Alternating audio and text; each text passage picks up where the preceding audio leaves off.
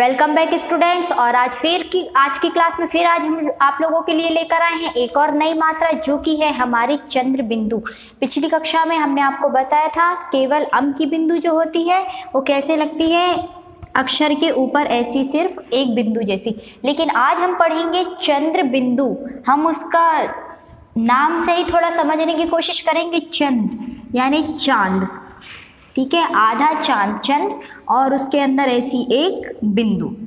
समझ आया आपको चंद्र बिंदु? जब हम अम की बिंदु बोलेंगे तो केवल आपको एक ऐसी बिंदु लगाना है, लेकिन जब चंद्र बिंदु की बात आती है तो क्या करना है, आपको यहाँ पर ऐसा एक चांद बनाना है और उसके अंदर एक बिंदु रखना है। और चंद्र बिंदु जो है उसका उच्चारण हम कैसे करते हैं कि जिन अक्षरों को बोलते समय नाक और मुंह दोनों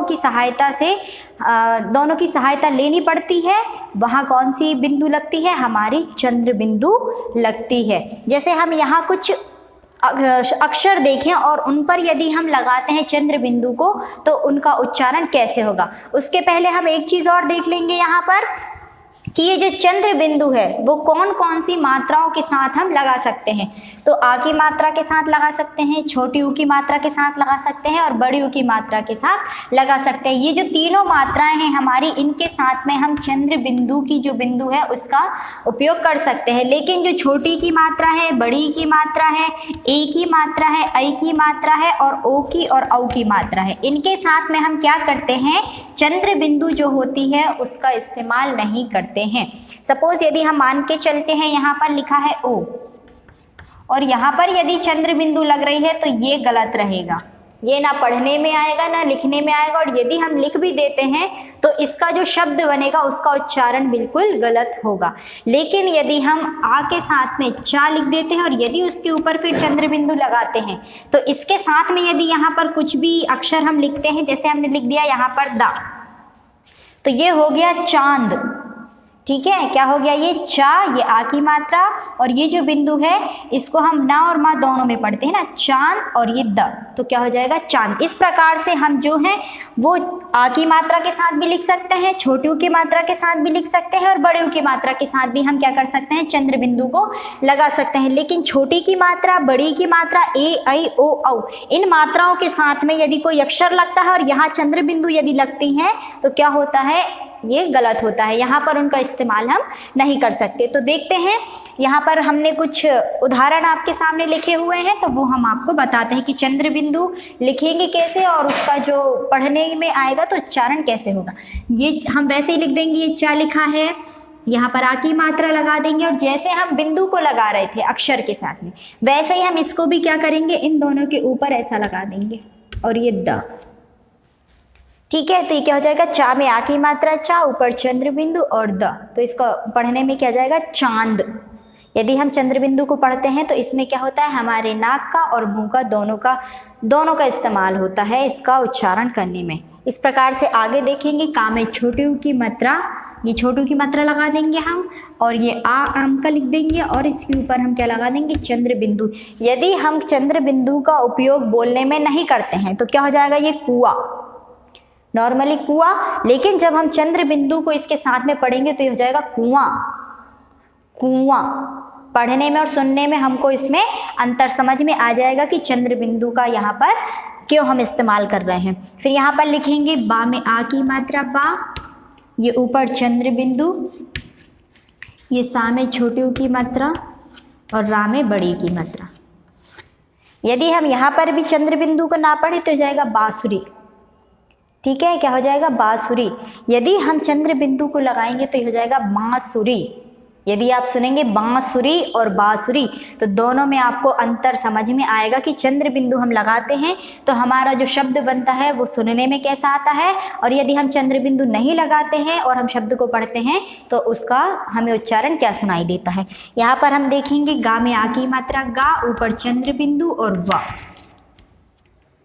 तो क्या हो जाएगा, यहाँ पर भी यदि हम देखें ये मात्रा को ना पढ़ें तो गाव, क्या होगा, गाव। लेकिन यदि हम यहाँ चंद्र बिंदु लगाते हैं तो ये हो जाएगा गांव। तो यहाँ पर हम जो भी शब्द आपको लिख रहे हैं, बता रहे हैं, तो इन सब में क्या है, चंद्र बिंदु की बहुत ज़्यादा उपयोगिता है। यदि हम चंद्र बिंदु नहीं लगाते हैं तो उसका उच्चारण एकदम गलत आएगा। यहाँ पर देखेंगे दा, वा में आ की मात्रा वा, ई, और ये या में आ की मात्रा या, और ऊपर चंद्र बिंदु। तो ये क्या हो जाएगा, दवा, ये हो जाएगा दवा, और ये इया, या। हम यदि इसको यदि हम छुपा देते हैं तो इसको हम या में आ की मात्रा या पढ़ते हैं तो क्या हो जाएगा, या। लेकिन इसके ऊपर चंद्र बिंदु यदि हम लगाते हैं और उसका फिर हम साथ में पढ़ते हैं तो हो जाएगा या और या। दोनों को सुनने में हमको स्पष्ट इसमें समझ जाएगा कि दोनों में क्या अंतर है। तो ये दवा और ये इया, तो साथ में पढ़ेंगे तो क्या हो जाएगा, दवाइयाँ। इस तरीके से हम देख सकते हैं कि हमको कौन से शब्द के साथ में चंद्र बिंदु लगाने की आवश्यकता होती है। ऐसे अक्षर जिनको जब हम बोलते हैं और उसकी मात्रा में हम मात्रा लगाते हैं, जैसे हमने आ की, छोटी की, बड़ी की, हमने आपको बताया था आ की मात्रा यदि आप लगाएंगे तो पीछे आ सुनाई देगा, छोटी की मात्रा लगाएंगे तो ई सुनाई देगा, बड़ी की में भी ई, छोटे उ बड़े उ में ऊ सुनाई देगा, ए में ए, आई में आई।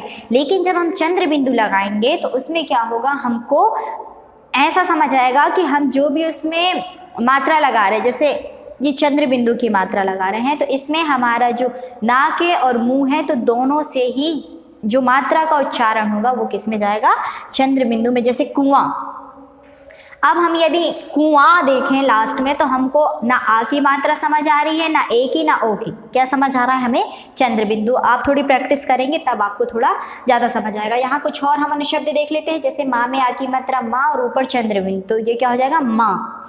फिर ऊ बड़ा ऊ और ये ऊपर चंद्र बिंदु और टा, तो ये क्या हो जाएगा, ऊंट। पा में आ की मात्रा पा, ऊपर चंद्र बिंदु और ये चा, तो ये हो जाएगा 5। आ के ऊपर चंद्र बिंदु, गा में बड़ू की मात्रा और ठा में बड़ी की मात्रा, तो क्या हो जाएगा, अंगूठी। डा में आ की मात्रा, ला में छोटी की मात्रा ली और या में आ की मात्रा या, ऊपर चंद्र बिंदु, ये क्या हो जाएगा, डालियाँ। मैंने आपको जो पढ़ाना सुनाया है कि पहले हम जो है, जैसे यहाँ पा में आ की मात्रा लगी हुई है तो पहले पा में आ की मात्रा पढ़ेंगे फिर ऊपर चंद्र बिंदु पढ़ेंगे, ठीक है। ये नहीं कि पा के ऊपर चंद्र बिंदु और आ की मात्रा, ऐसा नहीं पढ़ना है। पा में आ की मात्रा पा, फिर ऊपर चंद्र बिंदु और चा, तो क्या हो जाएगा, 5। इसी प्रकार से आप ऐसे बहुत सारे जो शब्द हैं उनको लिख सकते हैं और उनको पढ़ने की कोशिश कर सकते हैं ताकि आपको समझ आए कि जो अम की बिंदु होती है उसका उच्चारण कैसे होता है और जो ये चंद्र बिंदु होती है इसका उच्चारण कैसे होता है। फिर मिलेंगे हम नेक्स्ट वीडियो में नए टॉपिक के साथ। Thank you.